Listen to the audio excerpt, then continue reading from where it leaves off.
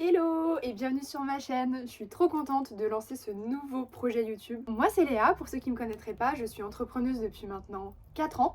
Je travaille dans le milieu culturel patrimonial en relation avec les territoires ruraux particulièrement et je m'occupe justement de travailler sur les stratégies éditoriales, la communication culturelle avec les institutions et les marques, les entreprises, les entrepreneurs et j'accompagne en fait tout cet écosystème là à développer leur posture, à créer du lien avec leur public et avec les habitants, les touristes, avec justement une posture de médiation un petit peu hors les murs avec les nouveaux outils digitaux. Donc j'ai décidé de lancer ce projet YouTube pour vous emmener dans mon quotidien, pour vous emmener dans ces projets, vous faire découvrir un petit peu toutes les possibilités d'action et mes différentes casquettes. Et tout ça, je vais le mêler évidemment à mes sorties culturelles, à mes lectures, à mon alimentation, à ce que je fais en fait un petit peu dans ma vie de freelance, dans mon quotidien. Voilà le projet, j'espère que ça vous plaira et puis bienvenue dans cette première vidéo et c'est parti pour le mois de mars.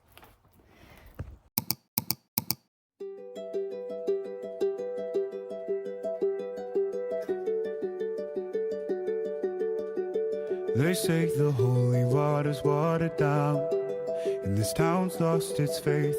Our colors will fade eventually, so if our time is running out, day after day. Du coup, je vous retrouve parce que là je vais aller déposer mes colis Vinted. J'ai vendu pas mal de livres et après j'ai rendez-vous à la mairie pour aller signer les papiers par rapport au potentiel documentaire qu'on va diffuser en réunion publique. Bonjour. En réunion publique du coup, enfin en diffusion publique, donc affaire à suivre. God knows what is hiding in those weak and drunken hearts. Guess he kissed the girls and made them cry, those hard-faced queens of misadventure. God knows what is hiding in those weak and sunken lines. Fiery throngs of muted angels giving love but getting nothing.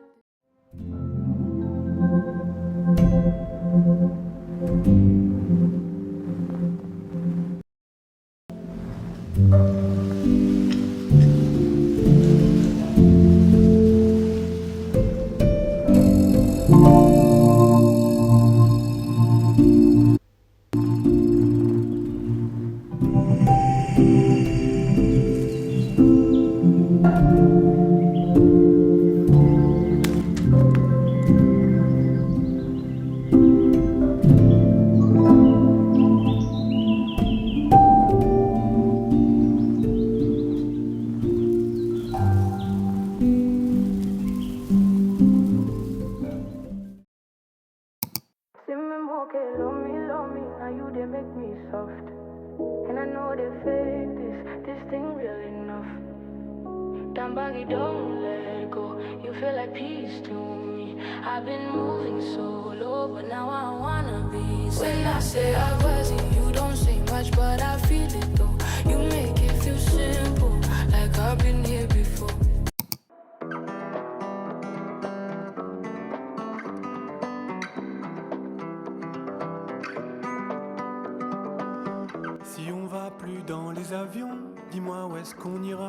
Au milieu de mon mois de mars, un moment un petit peu particulier, un voyage d'1 semaine au Maroc. La première fois de ma vie que je prenais réellement l'avion, je l'avais pris lorsque j'étais petite pour aller à Marrakech d'ailleurs, mais je n'en avais aucun souvenir. Pour mes convictions de nana qui voyage durable, c'était compliqué de franchir ce cap. Et j'avais aussi très peur de cette espèce de gros machin en alu ou en métal qui survolait les nuages. Et puis, après de longues années de convalescence liées à mon anxiété, une grosse période d'enfermement, j'avais besoin de cette évasion. J'avais besoin de me prouver que les choses pouvaient être différentes et que j'étais aussi capable de faire de nouvelles choses. Et puis, pour mon amoureux, Anthony, qui a toujours été là pour m'aider quand ça n'allait pas, je sais que ça faisait aussi partie du voyage pour lui, de prendre l'avion. Alors, je vais pas continuer de prendre l'avion à tout va pour voyager, mais je suis reconnaissante envers moi-même de m'être laissé cette ouverture, dans cette rigidité que je m'étais imposée, dans ces convictions fortes qui ne laissent pas la place à l'écart. Alors j'ai fait cet écart, j'ai pris cet avion et j'ai découvert cette nouvelle culture, ce Maroc.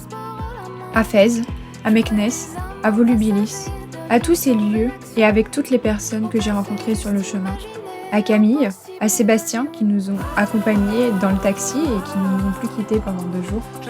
À ces personnes que l'on rencontre et avec qui les choses connectent. Ces rencontres de voyage, les paysages, les odeurs, les sourires. Merci aussi à Omar pour son invitation, pour toutes nos découvertes, pour les échanges que nous continuons d'avoir autour de la santé mentale, de l'anxiété, de comment l'art et la culture peuvent reconnecter à nos origines, mais aussi à nous-mêmes et à notre santé. Merci à nos chauffeurs de taxi qui nous ont permis d'avoir quelques péripéties. Merci à toutes les personnes qui nous ont accueillis sur place. Et merci à moi-même de m'être offert ce voyage pour me prouver que j'en étais capable, pour m'ouvrir à de nouveaux horizons, pour lâcher prise, enfin, pour comprendre que la vie n'est pas simplement un moment de stress, mais que c'est beaucoup de choses à découvrir et de moments à partager. J'avais toujours le cœur serré au décollage.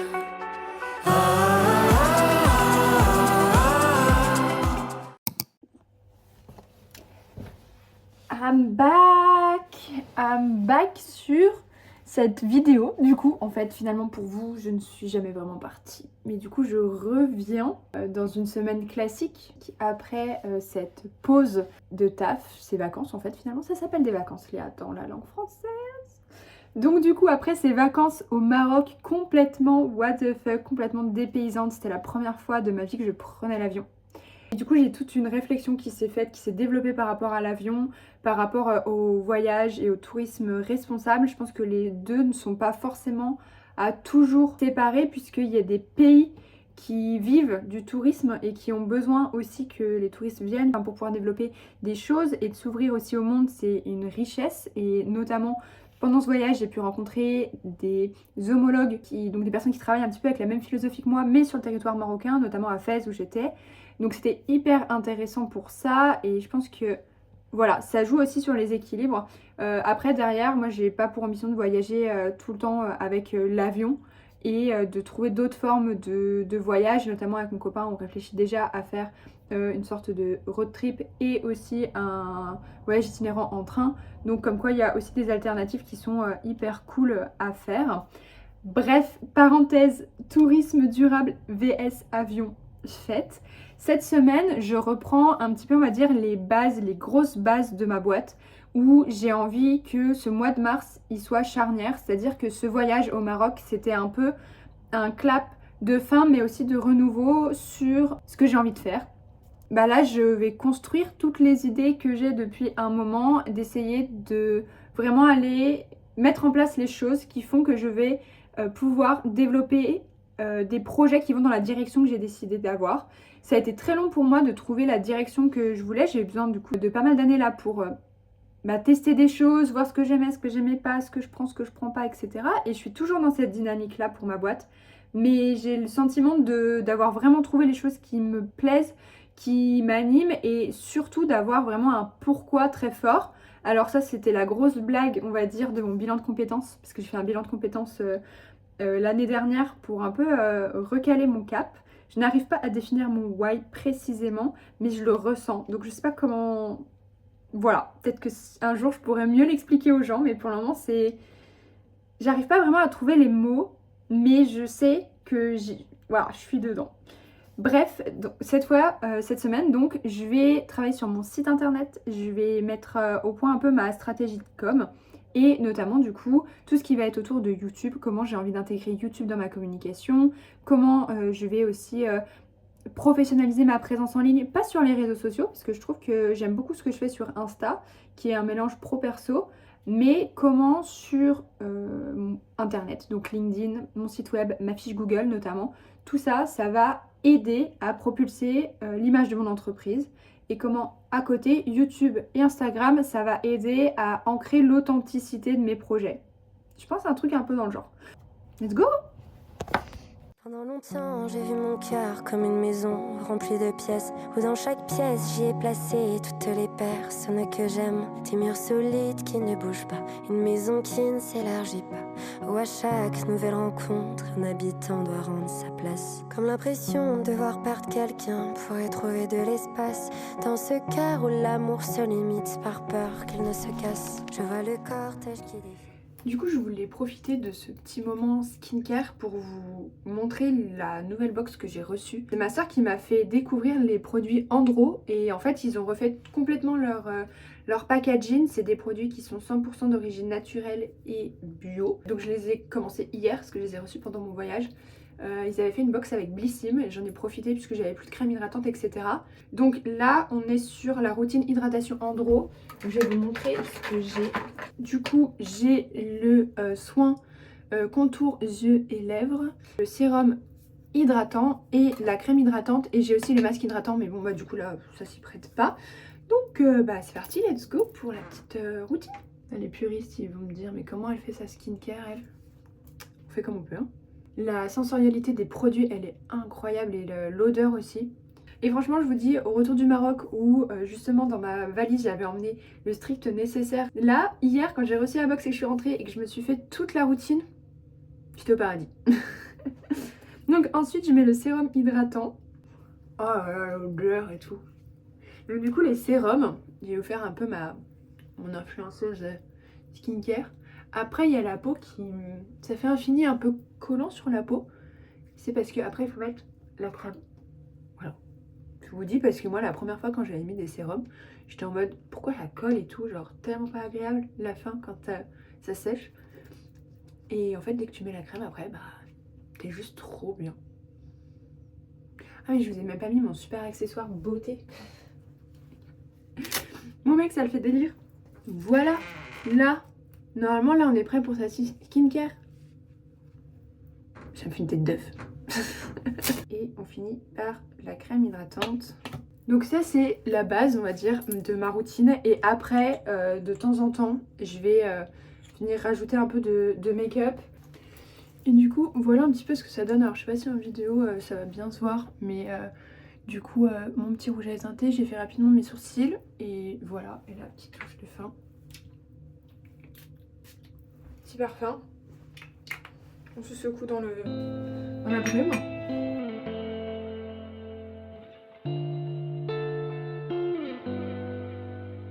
Je ne dors jamais sur mes deux oreilles. Je me réveille, je n'ai pas sommeil. Je me répète qu'un jour peut-être rien ne nous sera trop fort. Ils te veulent la mort, puis veulent te brûler tes deux ailes. J'ai besoin d'air, d'avoir ma main dans la mienne, qui me rappelle, qui me dit n'attends pas. Clairement, ma place préférée à la maison, c'est mon petit recoin de fenêtre, comme ça là. En plus, j'ai le soleil qui tape, c'est trop confort. Et du coup, quand je suis un peu sous l'eau, enfin... Quand je suis un peu dépassée d'avoir été trop sur l'ordinateur, là ce matin j'ai fait pas mal de montage, j'aime bien me mettre ici ou alors aller dehors et je prends mon carnet et j'écris un petit peu les choses qui me passent par la tête concernant ma posture professionnelle et notamment comme là en ce moment je suis en train de revoir toute ma partie éditoriale, présentation de projet, ce que j'ai envie de faire, etc. Là j'ai réfléchi ce matin sur la création de mon portfolio et du coup ça a conclu à 2 portfolios différents. Avoir un portfolio vraiment niveau territoire pour expliquer ce que j'ai envie de faire en termes de conférences, formations, animation de projets, animation de table ronde, création de réseau, enfin animation de réseau pro, mais aussi travail avec les citoyens, ateliers collectifs, etc., ateliers participatifs. Et à côté, du coup, toute la partie agence de marque, agence de talent. Donc là, vraiment, tout ce qui va être mes coachings individuels et tout ce qui va être l'accompagnement des talents. Donc moi, je travaille un petit peu sur la création de contenu, l'influence. Donc voilà, c'est de switcher entre ces 2 casquettes-là. Quand j'ai trop de choses dans la tête et trop de numérique dans ma matinée ou dans ma journée, je prends le temps de tout poser parce que en fait, ça peut être perçu comme du temps mort. Mais pour moi, c'est hyper important d'avoir ces temps-là de création, de pause, etc. qui sont pas, entre guillemets, productifs en tant que tels, mais qui sont nécessaires pour me permettre d'avancer dans ma vision. Mais mon problème, c'est que souvent, je vais avoir tendance à écrire beaucoup dans mes carnets et pas passer à l'action. Donc tout l'enjeu aussi de ces vlogs, de ce mois de mars, de ce mois, enfin des mois suivants, c'est de passer à l'action, de vous emmener avec moi dans ces passages à l'action-là, et de vous expliquer au fur et à mesure. Donc en soi, ça me motive et je m'engage avec moi-même et envers ma caméra, de faire des choses pour illustrer en fait, parce qu'à un moment vous allez en avoir marre de voir toujours des plans de moi qui écrit dans mon carnet. Il va falloir avancer, donc on fait ça ensemble.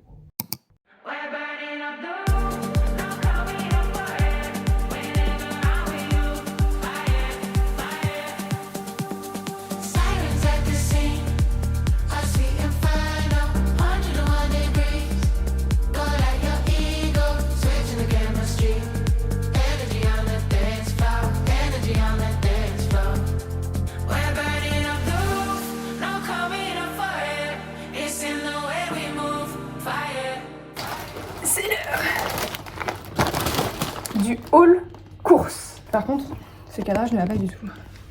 Est-ce que ça ne serait pas un peu plus haut? Non.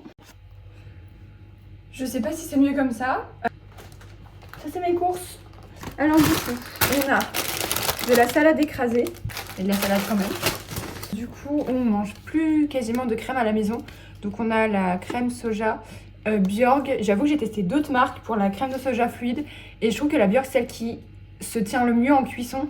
Brocoli, pain sans gluten, du coup, puisque j'essaie vraiment d'éviter le gluten au maximum, puisque j'ai eu des gros problèmes de ventre suite à mon anxiété.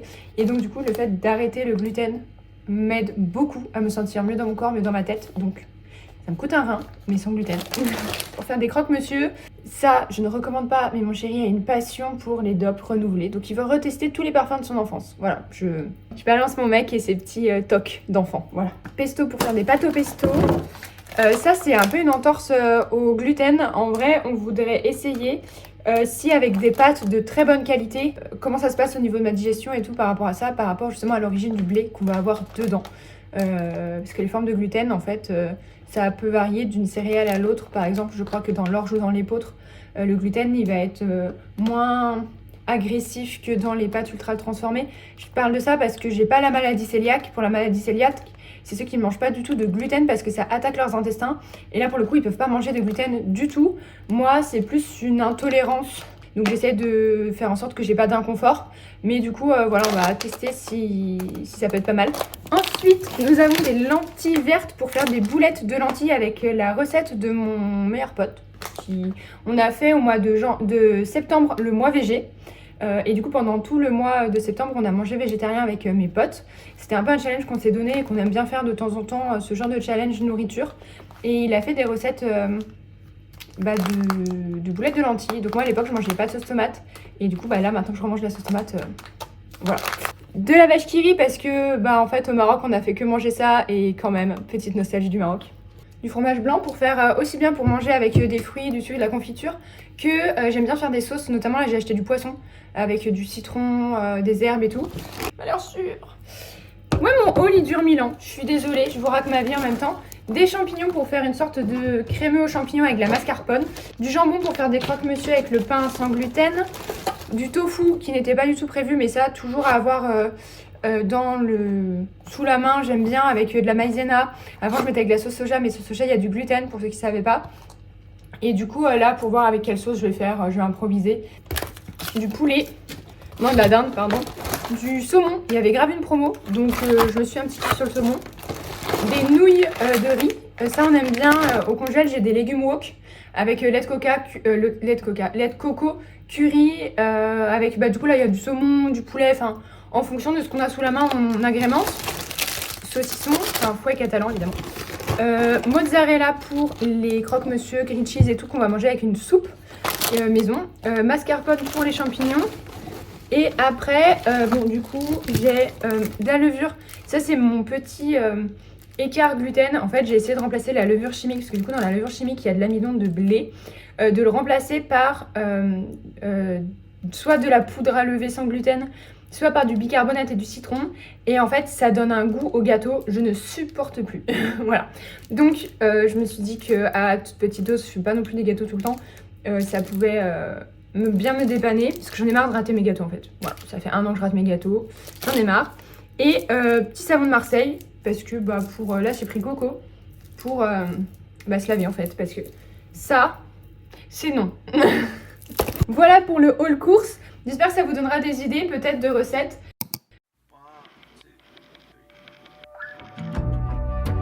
Why are you hanging on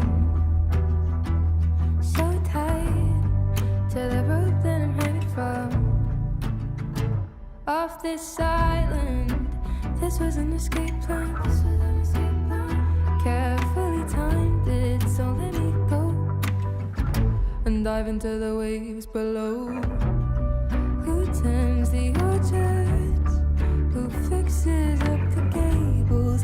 Emotional torture from the heavy high table. Who fetches the water from the rocky? Ouais, t'as dévalidé. Oui. Tac, relance, j'ai une story pour augmenter la portée. Donc ça, c'est dans le prix. 3, 4, plus une quand tu relances le poste. Ça, c'est pour la partie réelle. Ouais. Ouais.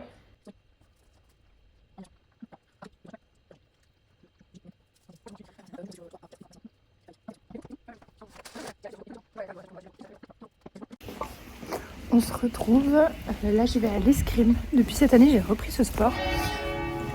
Super timing, je suis en retard. Si on entend les cloches c'est que je suis en retard. Du coup direction l'escrime, j'ai déjà une tête de folle, c'est bien alors que j'ai pas commencé le sport. En fait c'est un sport que je faisais quand j'étais en primaire. Et que j'ai repris un petit peu en terminale et que j'avais arrêté là depuis 10 ans quasiment. Et je suis trop contente d'avoir repris cette année. Je suis en retard, mais par contre ciel, trop beau. Plus t'es bourgeois, moins t'as de trucs à dire. J'ai pris ma cravache et mes bottes de cuir. Je compte plus les moutons ou les violeurs qui passent à la télé. Je méprise les bouffons et les suiveurs qui les font prospérer. Je pardonne à personne, je te l'ai dit, je suis redoutable. Je veux pas de fils de 1, pas de connard à ma table. Équipe de copines dans la voiture, cheveux dans le vent. Brille comme des étoiles qui traversent le ciel incandescent.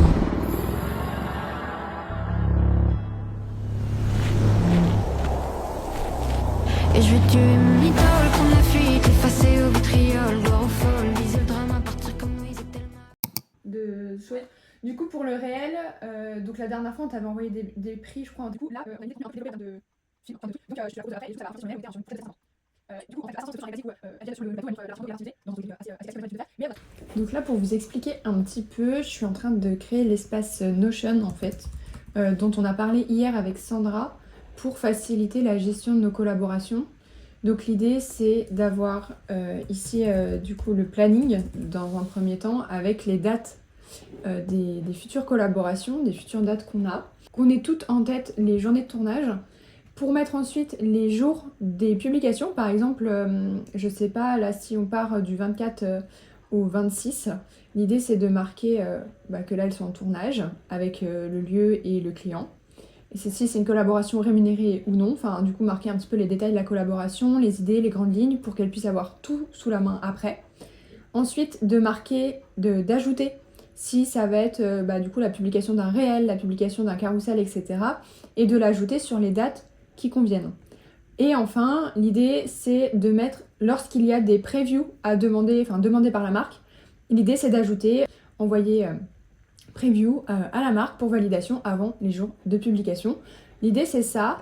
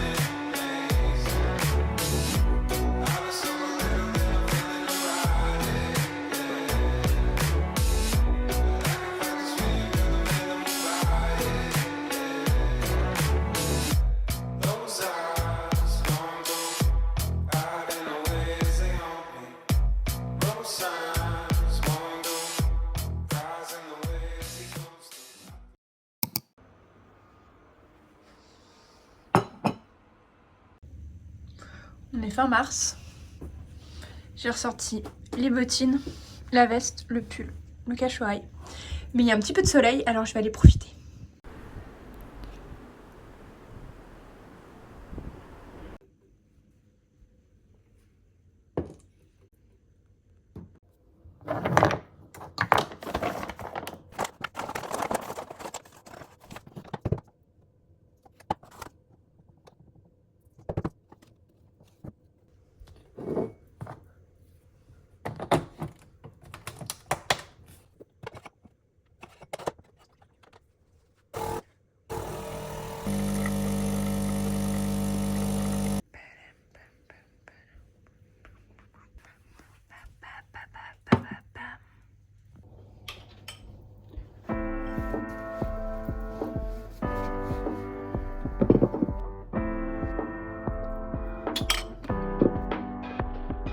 Comme les fleurs, j'aimerais que la pluie me fasse grandir, comprendre mes doutes, mes peurs, ne pas les fuir. Comme les fleurs, j'aimerais, sous un ciel orageux, m'épanouir, arrêter de craindre le pire, quand le meilleur est à venir, et le meilleur est à venir. C'est le dernier dimanche du mois et je me suis dit que c'était l'occasion de vous faire un topo sur mon organisation de la semaine prochaine. Généralement c'est un truc que j'aime bien faire le dimanche, prendre du coup mon agenda, c'est l'agenda Rise and Shine de Léna Dorable, qui est du coup youtubeuse et qui a créé son propre agenda depuis plusieurs années. Et donc en fait la particularité c'est qu'on peut l'organiser à la fois en semainier et en journalier. Généralement, j'aime bien mettre des thématiques à mes journées. Comme ça, je me sens pas perdue et je me sens pas éparpillée. Le lundi, je sais par quoi je commence, je sais sur quoi je bosse et j'ai le cerveau apaisé parce que, en fait, le dimanche soir, j'ai un petit peu mes idées du week-end que j'ai envie de poser. Ça fait 3 fois que je suis en train de le redire à la caméra parce que j'ai fait plusieurs tests de plans un peu partout avant de faire celui-ci et je me suis rendu compte qu'à chaque fois, ma tête était coupée. Voilà. Donc, youtubeuse en carton pour le moment. Il faut que je m'achète un trépied et j'aimerais bien m'acheter les ventouses qui se mettent sur la coque pour pouvoir filmer notamment dans la salle de bain ou à la fenêtre, etc. Parce que la fenêtre, j'ai une bonne luminosité. Et aussi, je me suis rendu compte dans les plans, c'est que je filmais aussi souvent en face caméra et la qualité, elle est quand même moins bonne. Donc voilà, le fait de ne pas filmer en face caméra, il y a une meilleure qualité, mais on voit pas ma tête. Bon, voilà, on apprend. Bref, je vais profiter de ce temps-là, de ce dimanche, pour faire le point sur mes rendez-vous.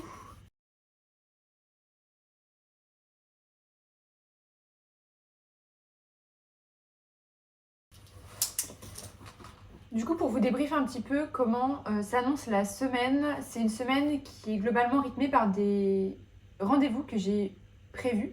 Donc j'ai des semaines plus ou moins intenses en rendez-vous. La semaine prochaine, c'est une semaine où j'ai tous les jours des rendez-vous différents. En gros, demain, je vais travailler avec Sandra d'Auvergnat en Vadrouille sur la partie portfolio et développement de contenu, notamment faire le point sur les collabs en cours et voir au niveau de la créa, ce qu'elle imagine, ce qu'on peut faire, etc. Et développer nos idées là-dessus. Mardi, j'ai rendez-vous avec Léa de Caillantus, qui est sémiologue. En gros, elle travaille sur la création de contenu au niveau des articles et des capsules audio, globalement, pour parler de l'origine des choses et accompagner les marques et les institutions culturelles ou les territoires à reconnecter à l'héritage culturel. Il y a énormément de choses à faire là-dessus et on essaie de démocratiser son métier, sa casquette et de parler de comment les marques et les territoires peuvent s'en saisir pour travailler sur de la reconnexion avec les habitants, pour connecter avec les clients des marques, etc. Donc je suis trop contente. Léa, elle a rejoint l'agence de talent là récemment, mais ça faisait un moment qu'on en parlait. Et ça complète vraiment l'approche Auvergnat en Vadrouille, c'est vraiment complètement différent. Léa, elle a une plus petite communauté, donc on ne va pas chercher à vendre de la visibilité forcément, mais vraiment tout ce qui va être derrière la question de la recherche. Alors que la plus-value de Auvergnat en Vadrouille, ça va être la connaissance du territoire, la qualité des vidéos, du contenu et l'audience. Donc on ne travaille pas du tout sur le même type d'influence derrière.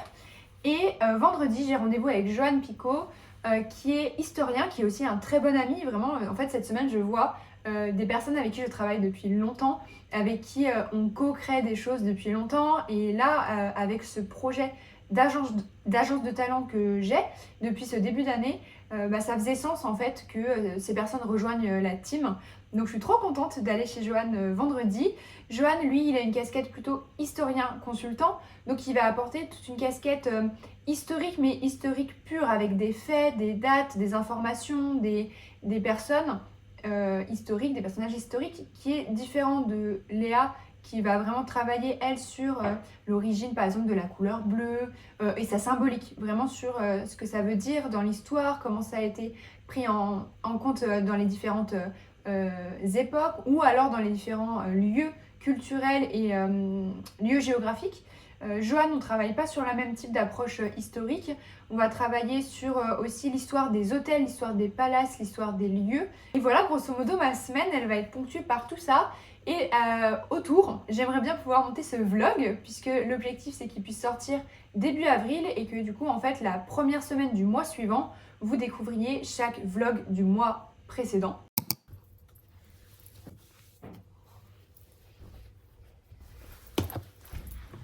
Pour finir ce vlog, je trouvais que c'était chouette de revenir sur quelques petites informations lecture, puisque c'est quand même une grande partie de ce que j'aime consommer dans mon temps libre, et je me suis dit que ça pouvait vous intéresser d'avoir quelques reco-lectures ou quelques idées de livres à explorer. La première lecture que je lis actuellement, en fait, là, c'est 2 livres de type essai, on va dire. Donc c'est pas du tout de la fiction, c'est des récits sur différents sujets, et j'aime bien avoir généralement 1 ou 2 livres comme ça sous la main que je mixe avec un livre roman de fiction pour plutôt le côté plus calme du soir ou les choses comme ça. Et là, c'est plutôt des livres que je vais lire en journée. Donc là, j'ai Le château de mes sœurs, des Brontë aux Kardashian, enquête sur les fratries féminines. Et c'est un livre qui se lit vraiment très bien, un petit peu écrit comme les livres de Mona Chollet, je ne sais pas si vous connaissez, mais je trouve que la plume de Blanche Léridon, qui est l'autrice, est beaucoup plus accessible. L'idée ici, c'est de venir aller chercher le mot manquant. Le mot manquant, c'est celui qui désigne les sœurs, et on parle du coup de fratrie, mais on ne parle pas de sœurerie ou du coup d'équivalent de fratrie lorsque c'est une fratrie que de sœurs et qu'il n'y a pas du coup d'hommes dans la fratrie. Elle va parler aussi des hiérarchies entre le fait qu'on ait un frère, une sœur, qu'on soit la grande sœur, la petite sœur, la sœur du milieu, etc. Et des exemples qu'on a dans la société avec du coup les sœurs Bennet de Jane Austen. On va avoir des filles du Dr March, etc. Et je le trouve hyper intéressant dans sa manière d'aborder ce sujet. Et en fait, on va pas seulement parler des sœurs, on va vraiment parler d'un sujet plus global qui est la place de la femme dans la société et notamment dans le vocabulaire de la langue française et tout ce qui fait référence justement à ce qui est attrait à la femme et ces mots qui n'existent pas.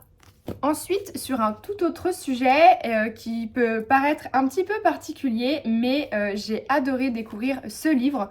Donc c'est La vie secrète d'un cimetière de Benoît Gallo. Benoît Gallo, en fait, il est conservateur au cimetière du Père-Lachaise à Paris et il va nous plonger dans son quotidien avec des explications sur le cimetière, sur son rôle de conservateur, sur en fait un petit peu la vie d'après, sur comment ça se passe quand il y a un décès dans une famille, comment ça se passe pour aller au Père-Lachaise par exemple, comment ça se passe quand on est visiteur, quel type de vie il y trouve, où la nature reprend aussi un petit peu ses droits. Et je trouve que c'est pas du tout un livre qui parle de la mort finalement, mais un livre qui parle des vivants et qui me réconcilie aussi beaucoup avec cette partie-là. Avec mes ancêtres, je travaille aussi avec Caliantus, donc Léa travaille notamment avec les entrepreneurs sur leur posture de marque, leur storytelling et leur héritage culturel. Donc moi je suis vraiment dans cette démarche-là en ce moment. Et je trouve que ce livre il tombe à pic et notamment d'aller voir les lieux de recueillement qui sont attraits à ma famille. Et ça m'a vraiment beaucoup questionnée.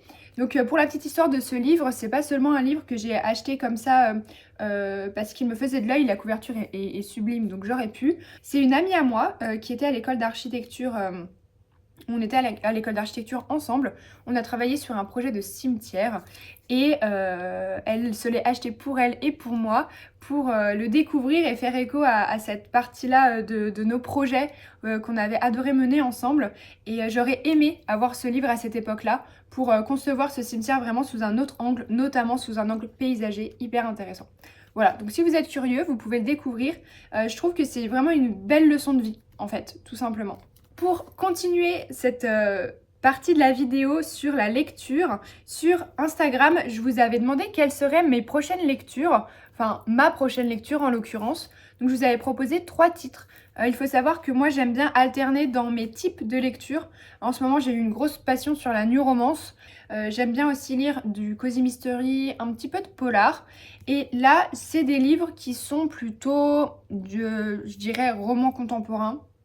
Mais je ne saurais pas les qualifier plus que ça, qui traitent des sujets de fond plus larges que simplement l'histoire du livre en elle-même.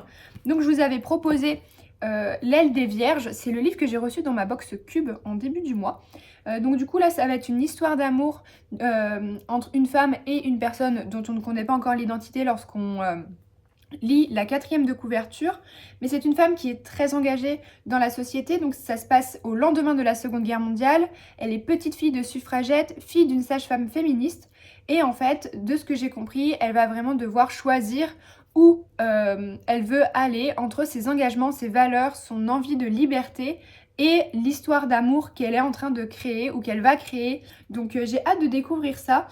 Contre toute attente, ce pourrait être le début de son long chemin vers l'amour et la liberté. Donc voilà, la romancière des femmes libres. J'aime beaucoup la couverture. Donc celui-ci sur un fond plutôt du coup féministe, mais on retrouve un petit peu de romance, que c'est mon éra du moment. Ensuite, on a Le Chant d'Achille de Madeline Miller qui a aussi écrit Circé. Et en fait, là, on va suivre Patrocle et Achille, qui sont 2 frères dans la mythologie. En fait, elle réinvente les mythes de manière un petit peu contemporaine. Elle va réécrire des choses pour faire des échos aussi à nos vies contemporaines. Il me semble que là, on va parler notamment d'homosexualité. Ça fait un moment que j'ai dans ma pile à lire et je trouve que c'était vraiment... ça faisait partie des types de livres que j'avais envie de lire pour ce mois-ci. Et ensuite, le dernier, c'est Agnès Ledig, c'est La toute petite reine. Donc là, on va peut-être être sur un roman un petit peu plus léger que les autres sur la toile de fond, il me semble. Donc du coup, c'est la rencontre entre 2 personnes qui n'avaient pas prévu de se rencontrer globalement. Et moi, ce qui m'intéresse, c'est vraiment les sujets qui sont abordés à travers ce livre, qui sont du coup la nature, l'écologie et les soldats engagés au Mali. Au départ, j'ai mis un peu de temps à aller vers celui-ci parce que je trouve que le sujet de fond était peut-être un peu lourd, puisqu'on y parlait de la guerre.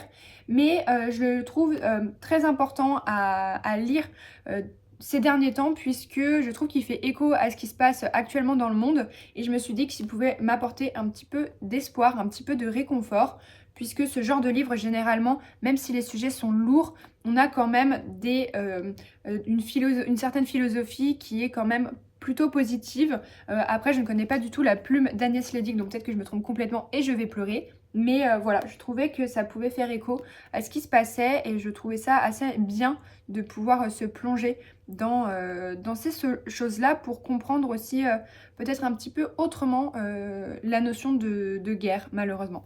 Et donc, maintenant que je vous ai partagé ces 3 livres qui étaient sur ma pile à lire et qui, du coup, ont fait l'objet d'un vote sur Instagram, c'est L'aile des vierges qui a été retenu comme ma prochaine lecture. Et j'ai un petit peu triché car ce week-end, j'ai reçu Le Café du bout du monde de John Strzelecki. Pardon. Je n'arrive pas à lire son nom, excusez-moi. Et c'est du coup une de mes amies dont je suis la témoin. On a fait son EVJF ce week-end et elle nous a offert des petits livres qui lui faisaient penser à nous.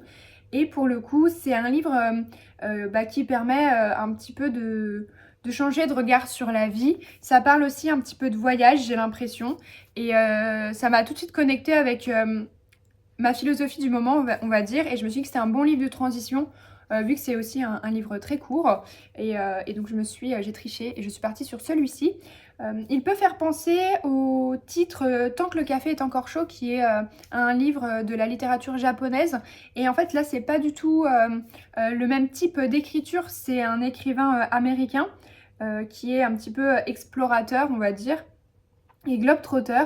Visiblement il a aussi fait des écrits et des conférences sur la vie, sur créer notre propre expérience. Donc voilà, je découvre ça tranquillement. C'est vraiment pas écrit gros à l'intérieur. Et donc ça se feuillette super bien le soir. Et je vous en dirai des nouvelles. Ça change de la littérature aussi japonaise dans l'approche. Donc si vous aimez bien les petits livres doux qui font réfléchir et qui sont pas forcément prises de tête, mais qui permettent de se poser des questions sur la vie, Écoutez, pour le moment, j'apprécie ma lecture qui est très intrigante. Voilà pour ce vlog du mois de mars, j'espère que ça vous aura plu. Comme ça en plus je vous montre tout ce qui va arriver dans le mois d'avril au niveau lecture normalement. J'espère me tenir à cette pile à lire. J'espère que ce premier vlog vous plaira, que la suite sera intéressante pour vous aussi. Puis on se retrouve très vite pour le vlog du mois d'avril. Et n'hésitez pas entre temps à me suivre sur Instagram pour découvrir tout ce qui se passe pendant le mois. À très vite!